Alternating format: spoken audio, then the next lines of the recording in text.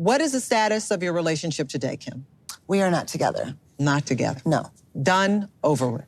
Yes. Hooray! It's over! Kim and Usman are no more. But, and it's a big but, there's still clearly feelings involved. Do I still love him? Yes. Do I want him to go be happy? Yes. Do I still talk to him and text him every single day? Absolutely. He's my best friend. And we have a connection like nobody understands. Yeah, right. Sure, Kim. Best friends.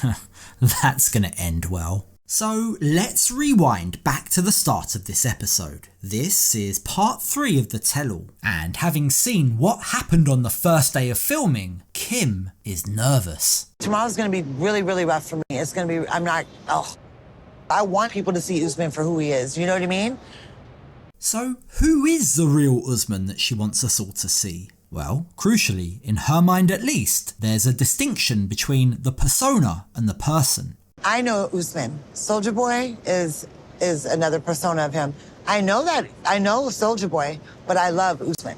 And that sets the tone for what we're about to see. This is a lady who still talks about Usman being the love of her life. It's not easy. It's like I'm letting go of the love of my life. And who's convinced herself that regardless of what everyone, including her son, has to say, no one knows Usman like she does. In her mind, Jamal, and everyone else for that matter, they're only seeing parts of his personality. They don't see the real Usman. And as a result, Kim's convinced they've all got him completely wrong.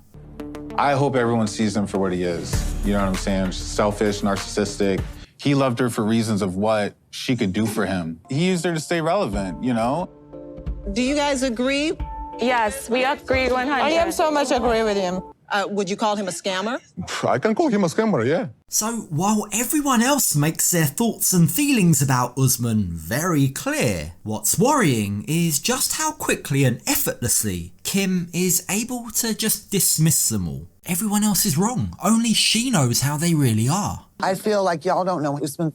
Y'all can say whatever the you want. I don't feel like he played me. He would be a Oscar winner if that was the case. You can't play all that. Nobody's that good of an actor. You're damn right I'm gonna defend him. Because you love him. And you know why? Because y'all aren't laying in bed with me and him at 5, 6 in the morning.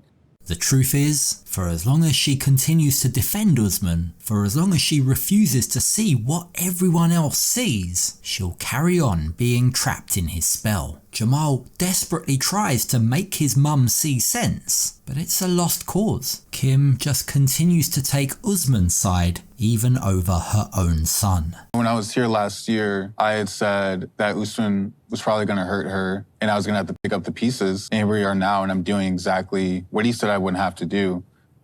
Judging by Kim's face here, it doesn't really seem like she agrees with Jamal, does it? And what's equally bizarre is how Kim responds to Jamal's statement. Whereas you might expect her to say, yes, Jamal, you were right. Or even, no, Jamal, you're wrong. You didn't need to pick up the pieces because. Instead, she says this. I broke up with him. He did not break up with me. And this is clearly a very important point for her, because she repeats it numerous times throughout the tell-all. I broke up with Usman. I ended this, okay?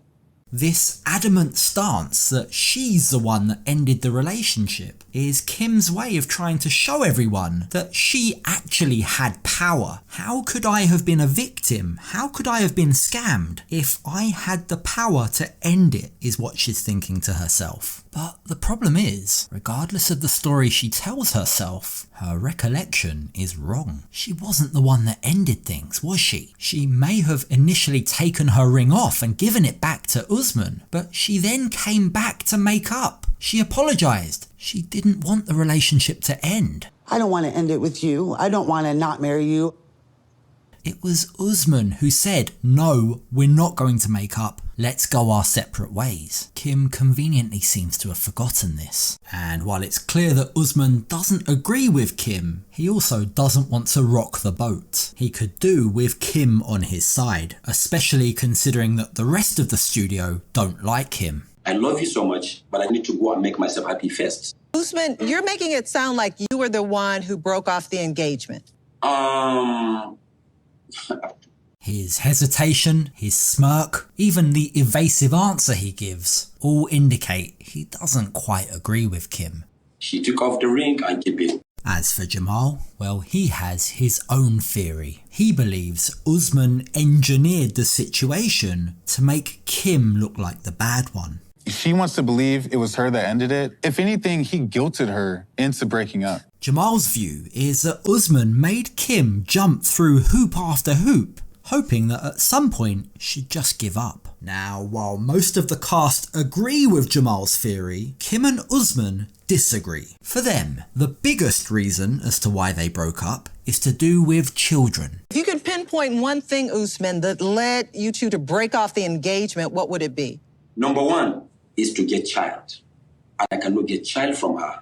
This answer is really infuriating, and it drives me mad that this is what Kim agrees is the problem. I want him to like have the happiness that I have with my son, you know, and that child, you know, like that bond I have with Jamal. What about all the other issues they had? What about the fact that Kim didn't feel heard or valued in the relationship? What about the fact that Usman constantly criticised her, made her feel unworthy, or that somehow he presented himself as being better than her? Like, why is she willing to go along with Usman's stance that it's all her fault? She'll never be able to give him a child. But he knew this right from the start, didn't he? I love you, but you know you can't give me what I want. You knew that when you got with her. Kim even seemed like she was willing to adopt his nephew, which was his solution to the problem. So at what point did that stop being the solution? Why is that now the big issue? Unfortunately, we never get to the bottom of this. But Usman repeatedly lays the blame on the breakdown of their relationship squarely on Kim's shoulders. Why am I acting differently now? I am not the one who cannot give the child. Usman, she never forced you into this relationship. Like, you could always said no and chose to be with someone else. Yep. Unsurprisingly, Usman has no retort to that. The only excuse that he can turn to is that no one understands him. You're not from Nigeria. The culture here is very different, so you just don't get it. You don't get me, is his argument. Listen, you know why we're having a problem here? I think the cultural differences. Come to northern Nigeria, experience what happens there, then please you judge me. This is the culture. And to back up his point that there's a huge cultural difference, one example that he gives is he says it would have been impossible for him to have sex with Kimberly if he didn't truly love her. But we have sex. That's the not in love. Have sex with somebody you didn't love. What? Are you kidding me? Y'all see he's like grabbing at straws right now. You've never slept with anyone you don't love? Really? Really, Usman? Really? How stupid do you think we all are? Come on, we're not all as gullible as Kim. We want to believe that you love her and forever, but it's just hard. It's just hard to compare all these excuses that you're telling us. As for the other big cultural issue, the second wife, when Kim is shown footage of Usman exchanging numbers with Farida, she's surprised and hurt by this. Wow, I didn't know this part. Okay.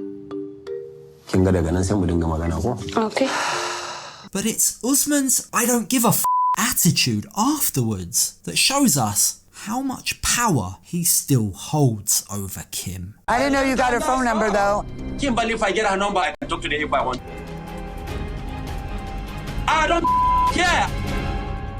Usman's temper snaps. He's had enough of all of the cast calling him out, and presumably of his sneaky, deceptive behaviour being shown in HD for all to see. All to see, that is, except, yet again, Kim. You see, when Usman tries to shift blame away from himself and onto his mum, because after all, he's a good obedient son and he needs to listen to his mum, Jamal points out that this narrative just isn't true. He's just telling stories.